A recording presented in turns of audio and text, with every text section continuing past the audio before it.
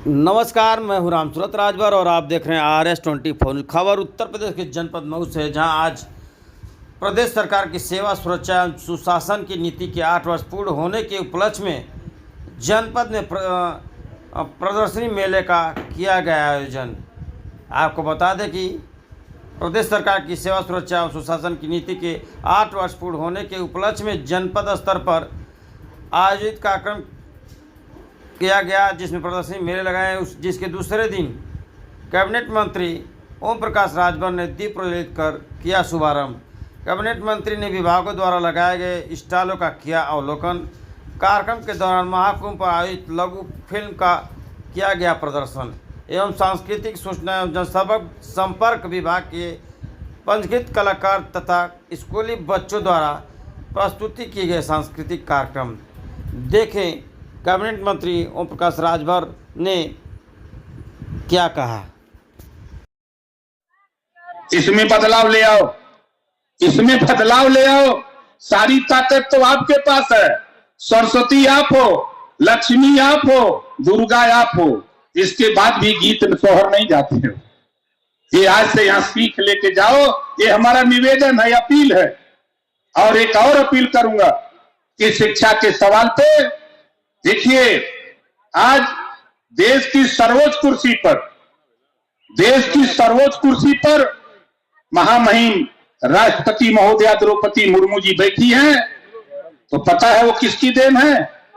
सावित्रीबाई फूले की देन है।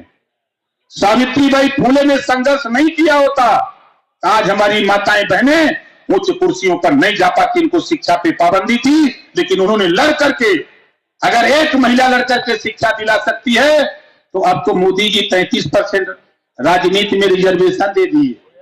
100 MLA होंगे तो 33 महिलाएं, 100 सांसद तो 33 महिलाएं। मेहनत करो। जो बहू पढ़ी लिखी है उसको भाषण सिखाओ, जो बेटी पढ़ लिख रही है उसको भी भाषण सिखाओ, ताकि वो चुनाव जीत के जाए, लखनऊ और दिल्ली में जाके खड़ा होके बोले। अभी जो धारावाहिक दिखा रही थी बच्चियां, रानी लक्ष्मीबाई बन करके वो ललकारी सदन के अंदर, ये हमारी सोच है, ये मोदी जी की सोच है। इस सोच को लेकर के हम आप लोगों से निवेदन और अपील करते हैं, बार बार अपील करते हैं कि बेटा पढ़ता है तो एक परिवार सुधरता है, बेटी पढ़ती है तो 2 परिवार सुधरता है। बेटी जब तक मायके में रहती है, माँ बाप भाई की सेवा करती है। बेटी की जब शादी हो जाती है, ससुराल जाती है, तो सास ससुर की सेवा करती है। इस नाते बेटा बेटी में भेदभाव नहीं। हम सभी साथियों से कहूंगा कि बेटा बेटी में भेदभाव नहीं। जितनी ताकत ऊर्जा बेटा को पढ़ाने में लगाते हो, उतनी ऊर्जा बेटी को भी पढ़ाने में लगाओ। आज देखो, आपके जिले में जिलाधिकारी महोदय बैठे हैं। कल मेरा जहां कार्यक्रम है, वहां किसी की बेटी डीएम है, किसी की बेटी डीएम है। जब आपकी बेटी पढ़ेगी लिखेगी, तभी आपकी बेटी दरोगा बनेगी, सीओ बनेगी, एसपी बनेगी, डीएम बनेगी, सीएम बनेगी, पीएम बनेगी। ये लोकतंत्र है। लोकतंत्र में कब क्या होने वाला है किसी को पता नहीं है। इस नाते हम आप लोगों से आगाह करते हैं, निवेदन करते हैं, कौशल विकास शिक्षा, कौशल विकास नीति को लागू करने वाला उत्तर प्रदेश प्रथम स्थान पर। प्रधानमंत्री आवास योजना शहरी के अंतर्गत 16 लाख से अधिक आवासों की स्वीकृति हो चुकी है। और उस दुख से भी आप दुखी हो। वो दुख क्या है? बिजली के बिल से। बोलो सही है गलत है? कितने लोग अच्छा बिजली के बिल से परेशान हो? जरा हाथ उठाओ। हो ना? देखो, ये मैं क्यों पूछ रहा हूं, एक साथी बहुत गुस्से में था। अगर रोग है तो उसका इलाज भी तो है। हमारे यहां तमाम डॉक्टर खोज रहे हैं इलाज के लिए, और देश में एक सबसे बड़ा डॉक्टर माननीय नरेंद्र मोदी जी, आपके इस बीमारी को उन्होंने समझा और एक कानून बना दिया। आपकी बीमारी को ठीक करने के लिए, जो हमारी आपकी मानसिकता है कि बिजली का बिल बहुत आ रहा है, देश के प्रधानमंत्री जी ने एक योजना बना दिया, प्रधानमंत्री सूर्य घर मुफ्त बिजली योजना। यह योजना आपके छत पर, जिसको छत नहीं उसको छत सरकार बनाने का काम कर रही है। सीएम आवास हो, पीएम आवास हो, चाहे हो, हर तरह की सुविधा हम छत देने जा रहे हैं। छत पे आपके अगर सोलर पैनल लगाने में 10,000 रुपया लगेगा, आपके छत पर सोलर पैनल लगाने में 10,000 रुपया लगेगा। तो केंद्र और प्रदेश सरकार 7,500 रुपया आपको अनुदान देगी और 2,500 रुपया लगाकर अपने छत पर सोलर पैनल लगा लो, बिजली फ्री जलाओ, एक भी रुपया आपको बिल नहीं देना पड़ेगा। यह योजना देश के प्रधानमंत्री लेके आए। आप बताओ ये योजना सही है कि गलत है? ये सोलर पैनल लगा के फ्री बिजली अगर आपको मिले तो बताओ सही काम है कि गलत है? कितने लोगों को सही है? जरा हाथ उठाओ। सही है ना? अपनी मानसिकता बदलो। सरकार पैसा दे रही है, पैसा ले लो। और हम कहते हैं पंचायती राज विभाग में जिसके घर शौचालय नहीं है ऑनलाइन फॉर्म भर दो, 12,000 रुपया हम आपके खाते में भिजवा देंगे। हमारे अधिकारी जाएंगे, बता देंगे कि साहब इनका बनना तय है, हम 12,000 रुपया आपके खाते में प्रोत्साहन राशि भिजवा देंगे, उसको बनवा लो। और जहां भी शौचालय नहीं बना है, मैं सबसे कहता हूं कि आप हम लोगों तक अवगत कराओ, हमारे अधिकारियों को बताओ। मुझे तो खुशी है इस जिले में सभी विभाग को इतने बारीकी से अध्ययन करके आगे ले जाने का काम अगर कोई कर रहा है बारीकी से अध्ययन, तो जिले के जिलाधिकारी महोदय धन्यवाद देता हूं आपको।